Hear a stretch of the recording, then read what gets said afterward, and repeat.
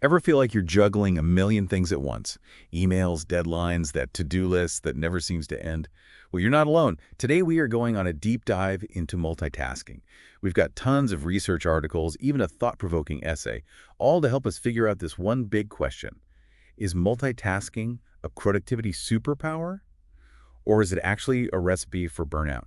You know, it's really interesting how we've kind of come to glorify multitasking. It's almost like it's a badge of honor, in this always on world that we're living in. But the truth is, our brains really aren't designed to be constantly switching gears like that. So it's not like computers. Those can process a bunch of things at the same time. Not exactly. Think of it more like this. Every time you shift your focus from one thing to another, your brain has to hit the brakes and then accelerate all over again. And according to research, this task switching cost, as they call it, it can actually decrease your efficiency by a crazy 40%. Wow, 40%, that's huge. And it's not even just about speed either. It turns out you actually make more mistakes too. Yeah, that makes sense. If you're only sort of half paying attention, it's going to be way easier to miss things. Exactly. Is this where that whole working memory thing comes in? I remember reading about that in some of the articles. Exactly. Working memory is kind of like your brain's mental scratch pad. It holds information there temporarily while you're working on a task. And when you're multitasking, you're basically overloading that scratch pad. So it becomes way harder to process information and to make good decisions. So it's like trying to write a whole novel on like one of those tiny little sticky notes. There's Oh. just not enough space. Okay, so that makes sense. But can't we train our brains to be better at multitasking, like with practice? I mean, we get better at things when we do them more right. Well, that's what a lot of people think, but research is actually showing the opposite. Chronic multitasking, doing it all the time, might actually make us worse at managing our attention and controlling our impulses. In fact, one essay we looked at argued that it could actually rewire our brains over time to favor kind of shallow processing over deeper thinking. And that could potentially even have effects on our learning and memory in the long run. Okay, that's kind of alarming. I always thought being able to juggle a million things was a good thing, but now I'm thinking maybe it's actually holding us back. It's definitely a question worth exploring. Think about it this way. If we're constantly just skimming the surface of information, never really diving deep, are we really absorbing anything meaningful? That's a good point. And what about the impact on, you know, our well-being? I know the articles mentioned stress and burnout, and I've definitely felt that myself, after a day of just juggling way too many things at once. Yeah. Have you? Oh, absolutely. It's like driving a car and constantly slamming on the gas and the brakes over and over again. It's just jarring, and it keeps those stress hormones like cortisol really elevated. And over time, that can lead to fatigue, irritability, and yeah, eventually burnout. Yeah, for sure. And it's not even just about how much we get done right. It's also about the quality of the work that we're doing. It's like if you're spreading butter on toast and you spread it too thin, you might be covering more toast, but it's not very satisfying. That's a great analogy. And it really applies to a lot of areas of our lives. When we're trying to do too many things at once, something always has to give. So yeah, we might be getting things done, but are we doing them well? Are we present in our interactions? Are we even taking care of ourselves? Okay, yeah, I'm starting to see the bigger picture here. Multitasking might not be the villain it's made out to be sometimes, but it's definitely not the hero either.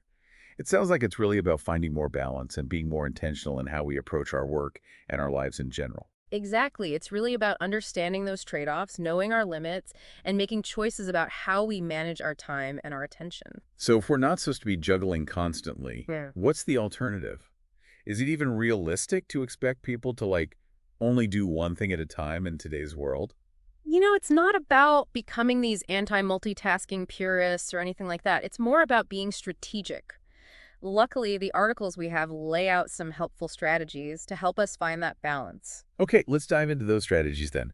I'm really curious to know how we can tame this multitasking beast and figure out how to work smarter, not harder. So one of the simplest but most effective strategies is something called the 20-minute rule. Okay, the 20-minute rule, what's that? Well, it's all about dedicating 20 minutes to just one single task before you switch to something else. It sounds pretty simple, but it really gives your brain the chance to settle in and actually achieve a flow state, which ends up leading to better concentration and higher quality output. So instead of just bouncing between different things every couple minutes, we actually give ourselves permission to just focus on one thing for a little while. Exactly. And even if you can only squeeze in a few of these 20-minute blocks throughout the day, those little bursts of focus can actually make a big difference. That makes sense. It kind of reminds me of that Pomodoro technique, where you work in those focused intervals with little breaks in between. Yeah, it's very similar. It's all about finding a good rhythm for your workday that supports being productive and taking care of yourself.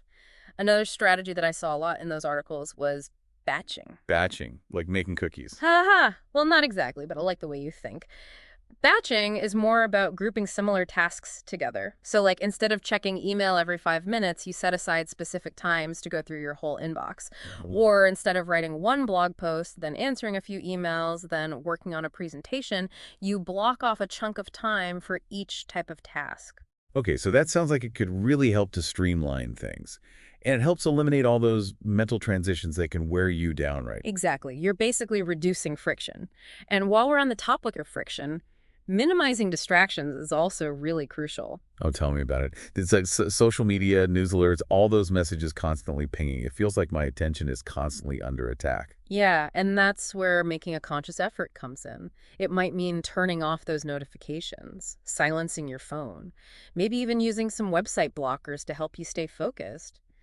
Think about trying to create like a distraction-free zone for when you really need to do some deep thinking. So it's about reclaiming control over our environment instead of letting it control us. Exactly. And it's not just those external distractions either. Sometimes our own minds can be the biggest culprits. That's where mindfulness comes in. Mindfulness. Well, Like meditation, I've tried that. yeah. But I always find my mind just wandering all over the place. Well, yeah, meditation is definitely one type of mindfulness, but it's not the only one.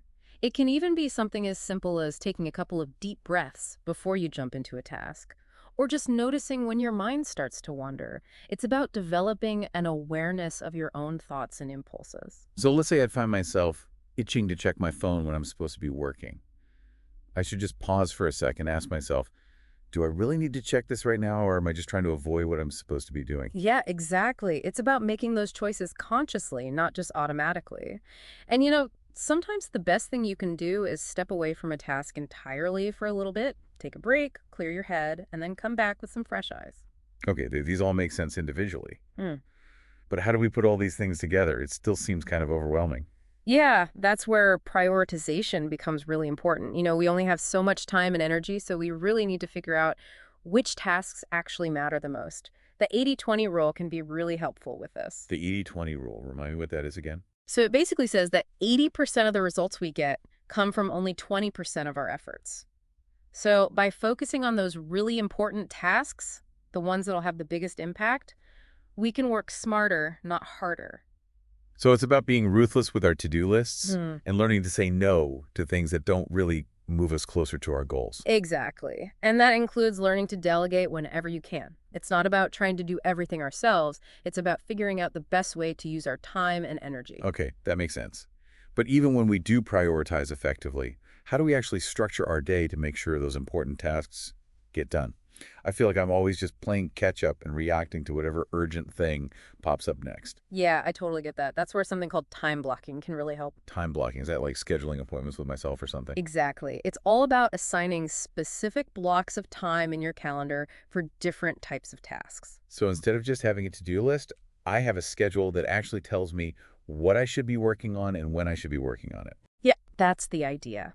It gives your day more structure, lets you focus on that deep work when your energy is at its highest, and you can schedule meetings and calls strategically. You can even block off time for breaks and just recharging yourself. I like that. It sounds like it could really help with that feeling of being constantly overwhelmed and just reacting to things all the time. Yeah, it can be a total game changer. And the best part is that you can tweak it to match your own style and preferences. Some people like to plan out their whole week ahead of time, while others prefer to just block out their time each day. So it's all about experimenting and figuring out what works best for you. Exactly. And it's not about making some rigid schedule that you have to follow no matter what. Life happens, things come up. The key is to have a framework that gives you structure, but also leaves room for flexibility. Okay, this all sounds good in theory, but I'm wondering how these strategies work in real life. That's a great question. Let's talk about some real-world examples and how we can apply these techniques in different situations. For example, let's think about your communication habits. Do you find yourself checking email or social media during meetings? Oh yeah, definitely guilty of that. It's become such a habit. Yeah, I think a lot of us can relate to that, but think about the impact it's having on how we communicate. Are we really listening to the person we're with when we're scrolling through our phones at the same time?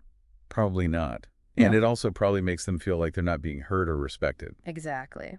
So, one way to apply these strategies to communication is to really make a conscious effort to be present in those conversations. Put your phone away, close your laptop, give them your undivided attention. Yeah, it's about recognizing that sometimes the most productive thing we can do is just be present with the person in front of us. Absolutely. And it applies to other areas of life too.